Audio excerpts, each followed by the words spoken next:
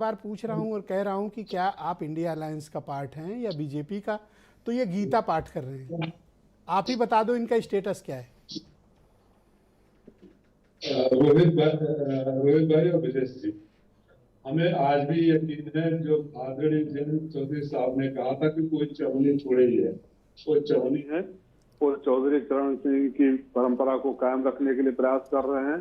हमें पूरा भरोसा विश्वास है कि जो अटकलें लगाई जा रही है, दिखाई जा रही है, जो अफवाह सुनाई जा रही है, वो मात्र अटकल और अफवाह ही है, इससे ज्यादा कुछ भी नहीं है। तो आप इनसे कहलवा दो। रोहित तो बैठे हैं, मैं तो इनसे 10 सवाल किए आपके सामने। मेरा काम नहीं है कि मैं रोहित पर आपको ऐसा नहीं लगता? अब ये देखो गीता लेके आए हैं।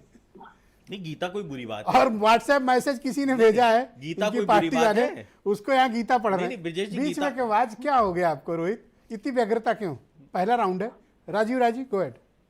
जी, देखिए चौधरी जयंत सिंह जी ने कुछ नहीं कहा इस बारे में। जब तक वहां से कुछ बात नहीं आ जाती है, हमें तो इन्होंने इंडिकेट भी नहीं किया। हमें कुछ ऐसे, हमारे बीच कोई ऐसे मुद्दे भी नहीं जिससे कि अलग हो, तो हम लोग सिर्फ मीडिया से सुन रहे हैं और मीडिया से काल्पनिक ऐसी चर्चा है कि हमारे लिए स्टेटस सीट तो आपने इनको दी, लेकिन बाध्य किया कि प्रत्याशी आपकी पार्टी के लड़े, इस कारण ये नाराज हैं, ऐसी मीडिया में चर्चा है।